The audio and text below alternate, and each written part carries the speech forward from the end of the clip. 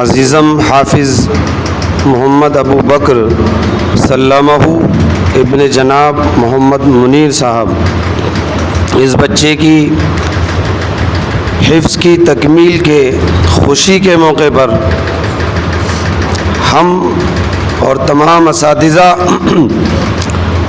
اور مدرسہ فیض نسیم رحمۃ اللہ علیہ کی پوری کمیٹی کی طرف سے مبارکباد پیش کرتا ہوں اور دعا دیتے ہیں کہ اللہ تبارک و تعالیٰ اس بچے کی عمر میں، علم میں، عمل میں برکت عطا فرمائے اور اسے باقی رکھنے کی توفیق عطا فرمائے، روز و شب قرآن مجید کی صحیح تلاوت کی توفیق عطا فرمائے اور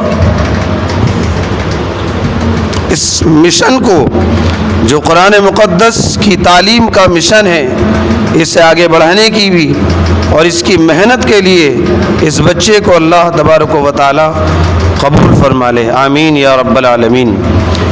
اس بڑی خوشی کے موقع پر ہمارے درمیان ایک اتفاقی طور پر استاد زادے فاضل نوجوان مولانا محمد شاہد صاحب کاشی پوری مدذلو کی تشریف آوری ہوئی ہے۔ میں گزارش کروں گا مولانا صاحب سے کہ قرآن مقدس کے تعلق سے کچھ باتیں گوش گزار فرما دیں۔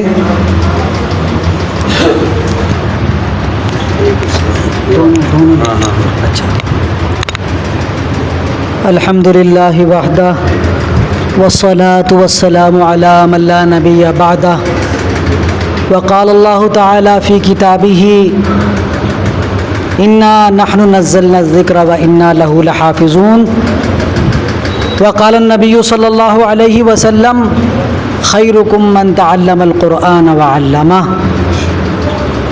محترم عزیز دوستو،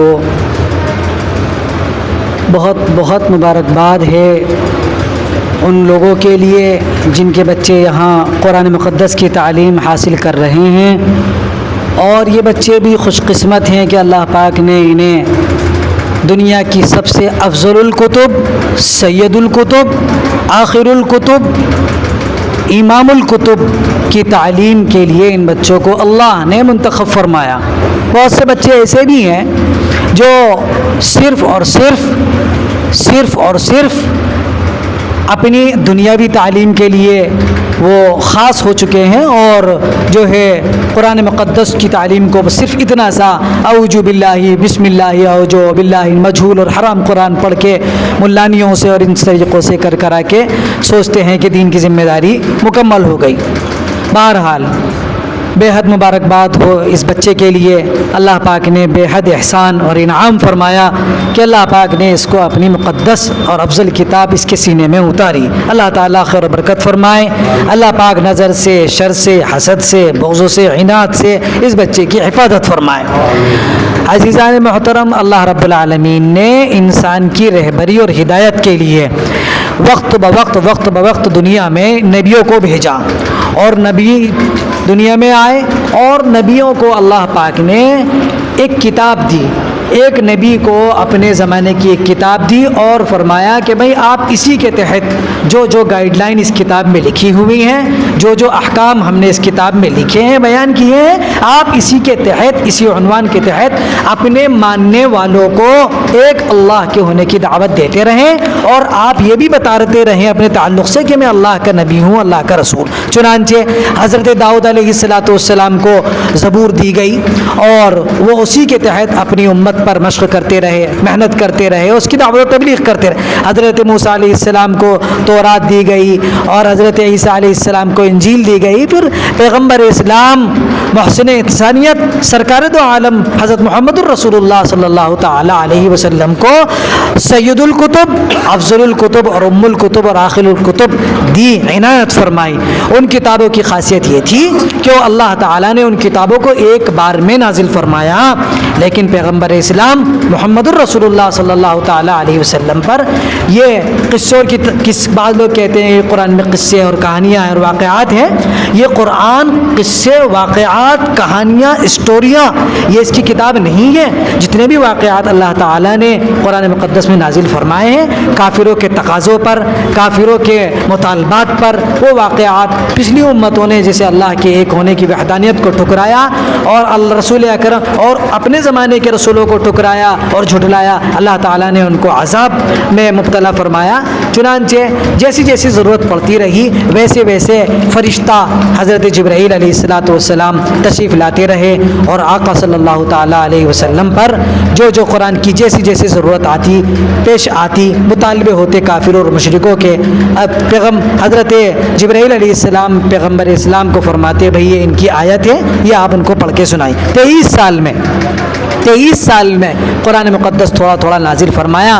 پھر میں نے ایک آیت پڑھی اس کے بعد حضرات صحابہ کرام کو اللہ کے رسول صلی اللہ علیہ وسلم بلاتے اور قرآن کو اکٹھا فرماتے کہ ہڈیوں پر چمڑے پر صحابہ کرام اس کو یاد بھی فرماتے اور اللہ تعالیٰ کا ایسا سچا وعدہ ہے کہ ہم نے اس کو نازل فرمایا ہے اور ہم ہی اس کی حفاظت فرمائیں گے. قیامت تک جتنے بھی دشمنان اسلام جتنے بھی کافرین اور مشرکین ہیں اور اس سازش اور کوششوں میں لگے ہوئے ہیں کہ ہم قرآن کو مٹا دیں گے قرآن کو نست نابود کر دیں گے, خدا کی قسم ایک نقطے کا قرآن کریم کا اعجاز اور سمان یہ ہے کہ ایک نقطے کا فرق نہیں آ پایا ہے. پچھلی کتابیں تو اب محفوظ نہیں ہیں موجود نہیں ہیں ان میں تحریف اور رد و بدل کر دی گئی ہے. اس وقت کے علماء نے پیسے لے کے ان کے یہودیوں کے عیسائیوں کے انہوں نے پیسے لے کے احکام میں تبدیلی کر دی لیکن قرآن پاک کی تبدیلی ہرگز نہیں ہو پائی ہے اور نہیں ہو پائے گی. اللہ نے اس کا ذمہ لیا ہے کہ میں اس کی حفاظت کروں گا. ایک نقطے کی کوئی تبدیلی نہیں آ پائی ہے. چنانچہ صحابہ اکرام سے لے کے اب تک اور اب سے لے کے قیامت تک یہ جیسے بچہ حافظ ہوا ہے معمولی بات ہے کہ کوئی بچہ اتنا سا معصوم بچہ پورے کتاب کو بغیر دیکھے یاد کر لے. آپ سے اور مجھ سے اگر کوئی پوچھے کہ بتائیے پرسوں دوپہر کیا کھانا کھایا تھا, یہ بتائیے کہ آپ نے فلاں دن کیا کھانا کھایا تھا, کچھ یاد نہیں رہتا انسان کو. اور انسان اگر سبق یاد بھی کر لے حتیٰ کہ مولویت کی کتابوں کا بھی سبق یاد کر لے تو وہ بھی یاد نہیں رہتا. لیکن قرآن مقدس اللہ تعالیٰ کا ایسا احساس اللہ تعالیٰ کا ایسا احسان کہ اگر انسان اس کو یاد کر لے تو مرتے دم تک اس کو نہیں بھولتا. بس یہ ہے کہ اگر اللہ پاک کی نعمت ہے کہ اگر بالغ ہونے سے پہلے کوئی بچہ اس کو یاد کر لے تو کالنقش فی الحجر الحفظ قبل البلوغ کالنقش فی الحجر, بالغ ہونے سے پہلے کا حفظ ایسا جیسے پتھر کی لکیر, والحفظ بعد البلوغ کالنقش فی الماء, اور بالغ ہونے کے بعد کا حفظ ایسا ہے جیسے پانی پہ لکھ دینا. لیکن بہرحال وہ بات یاد تو بالغ ہونے کے بعد بھی قرآن پاک رہتا لیکن شرط یہ ہے کہ آدمی کبیرہ گناہوں سے خود کو بچاتا رہے. ہو گیا اللہ سے توبہ کرتا رہے تو اللہ نے اس کی حفاظت کا وعدہ لیا ہے. الفاظ کی حفاظت کے لیے طلبہ تیار ہو رہے ہیں ماشاءاللہ, حفظ یاد کر رہے ہیں یہ, اور ان کی معانی کی حفاظت کے لیے ہمارے علماء بڑے بڑے مدرسے ترجمہ تفسیر بلاغت علوم سمندر ہے, قرآن ایک سمندر ہے, یہ ہمارے علماء کام کر رہے ہیں. تو قرآن پاک کی حفاظت اللہ تعالیٰ نے اپنے اس کی حفاظت کی ذمہ داری لے لی ہے اور اس کی شکل یہی ہے کہ بچہ اس کو یاد کر لے. ہمیں بھی یہ چاہیے کہ ہم قرآن پاک کی تعلیم کو عام فرمائیں.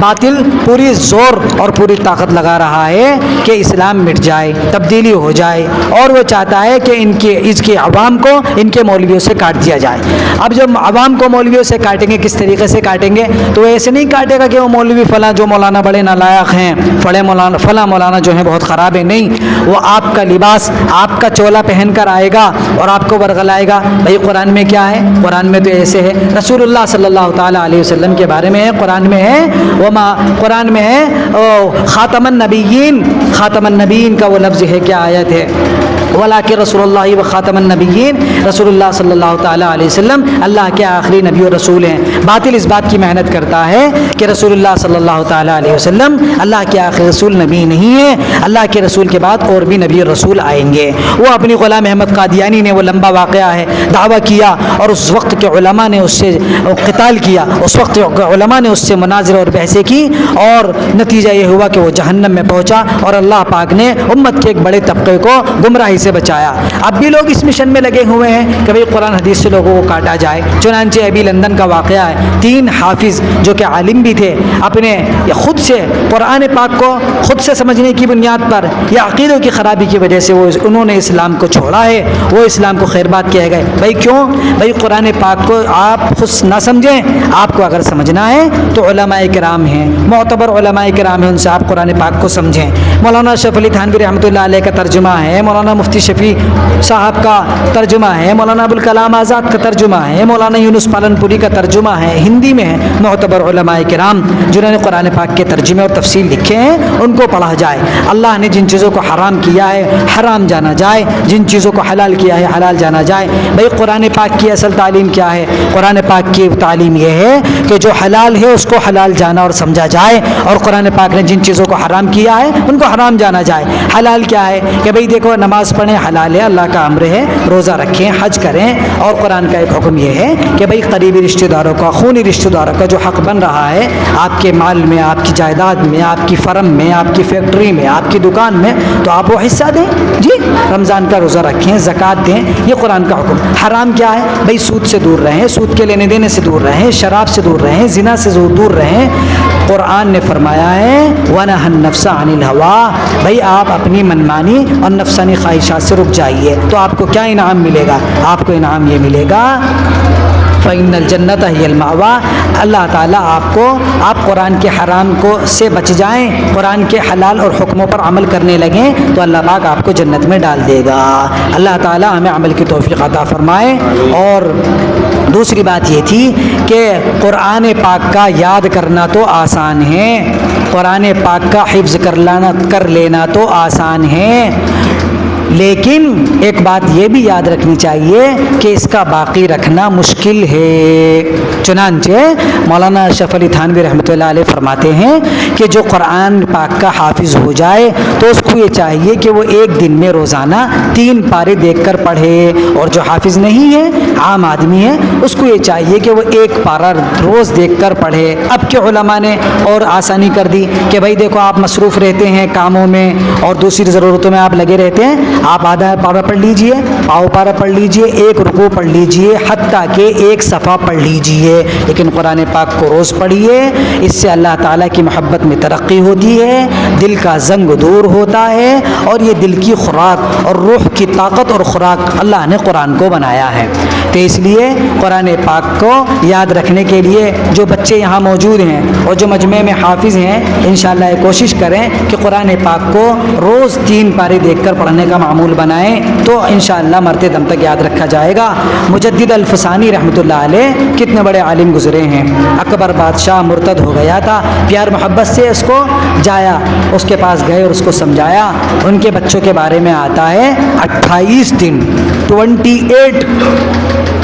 28 دن میں ان کے بچوں نے قرآن حفظ کیا ہے۔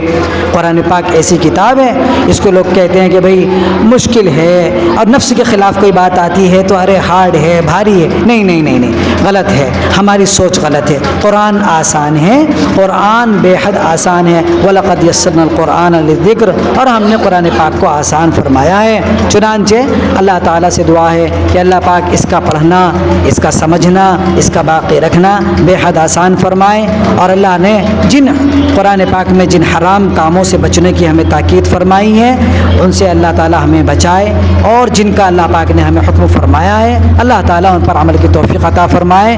میں بے حد شکر گزار ہوں ہمارے حضرت حافظ سرفراز صاحب کا کہ انہوں نے قرآن کی خدمت کے لیے ایک چراغ جلایا تھا۔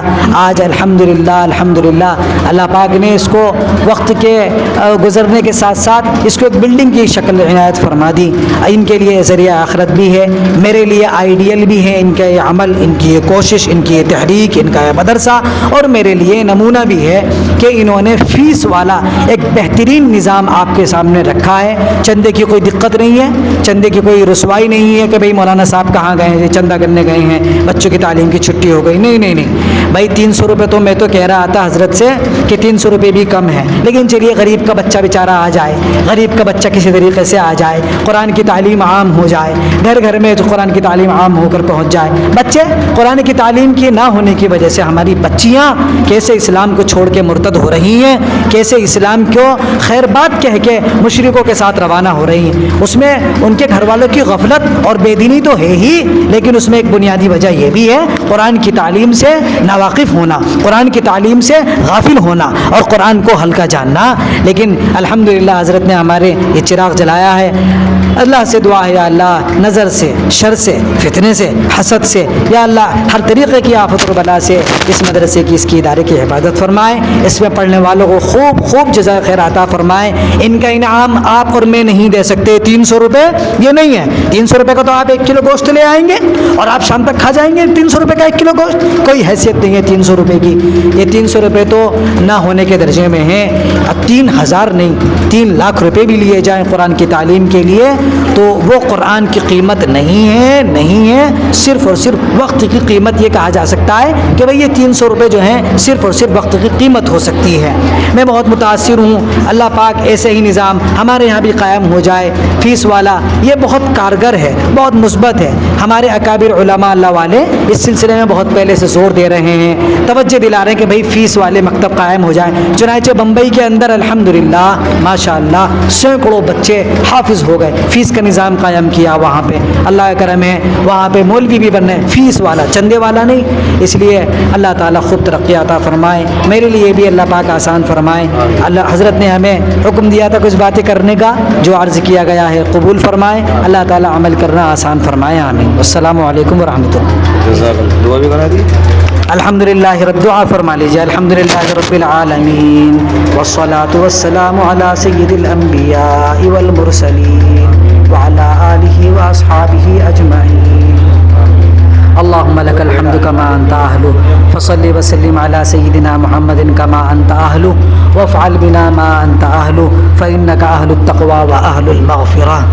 يا الله لك الحمد ولك الشكر كله. الله أكبر كبيرا والحمد لله كثيرا وسبحان الله بكرة وأصيلا.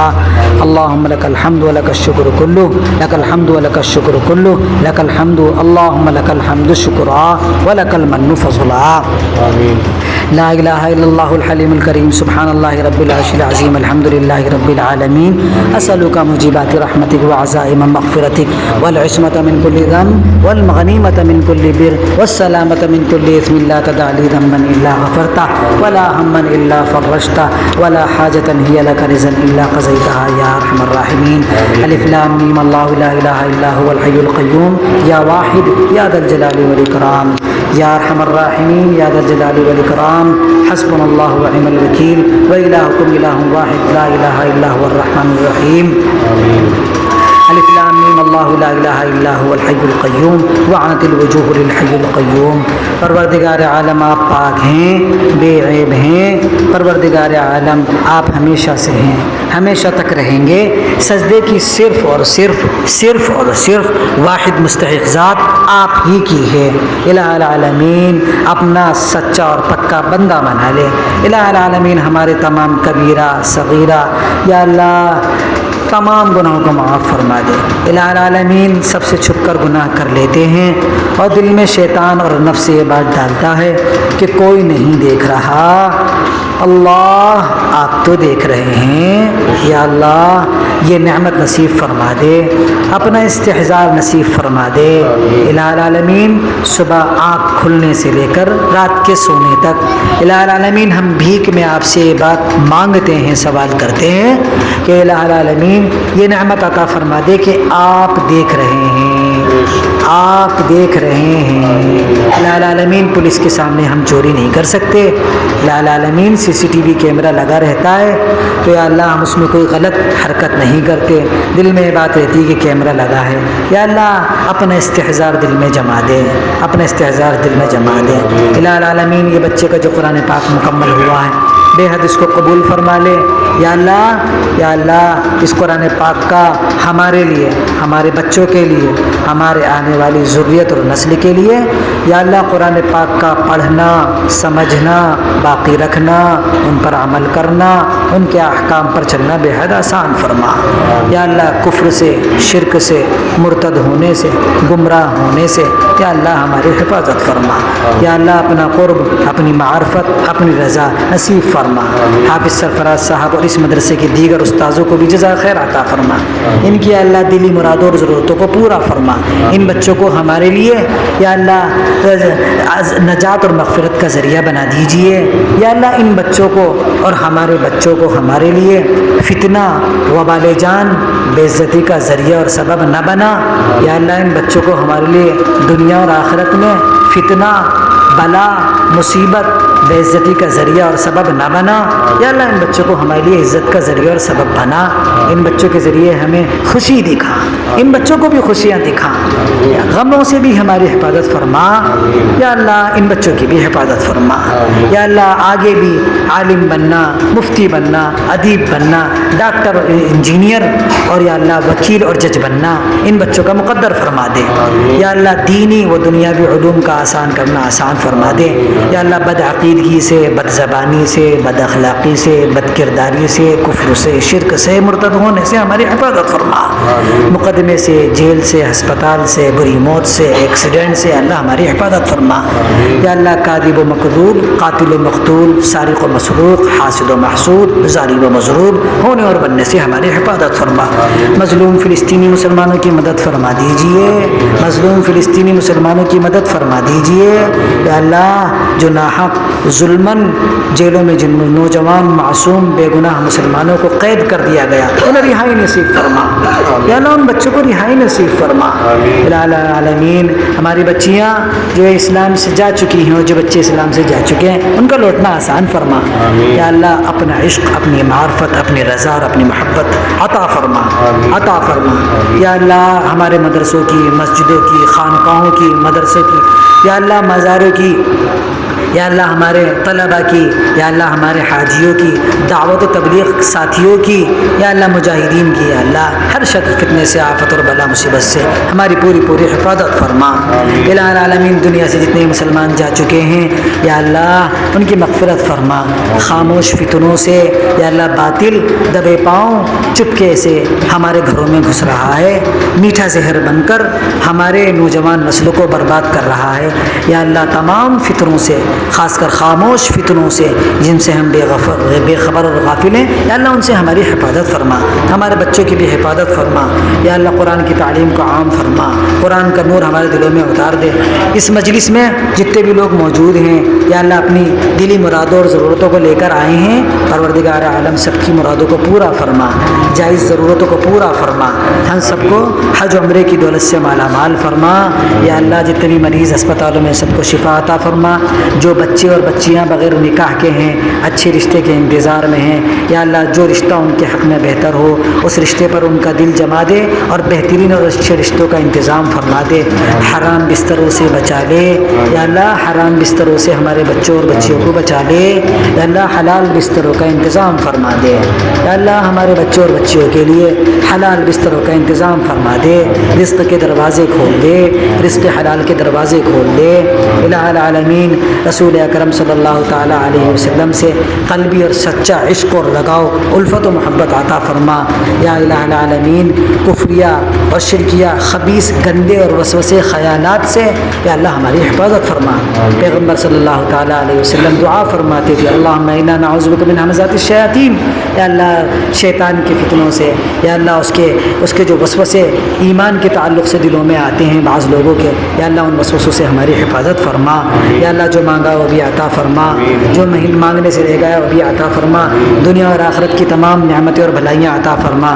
اللہم انا نسألک من خیر ما سألک منہ نبیک و حبیبک محمد صلی اللہ علیہ وسلم ونعوذ بک من شر ما استعاذ منہ نبیک و حبیبک محمد صلی اللہ علیہ وسلم، انت المستعان وعلیک البلاغ ولا حول ولا قوة الا باللہ۔ یا اللہ اس دعا کو پیغمبر اسلام صلی اللہ تعالیٰ علیہ وسلم کے صدقے میں اس دعا کو قبول فرما.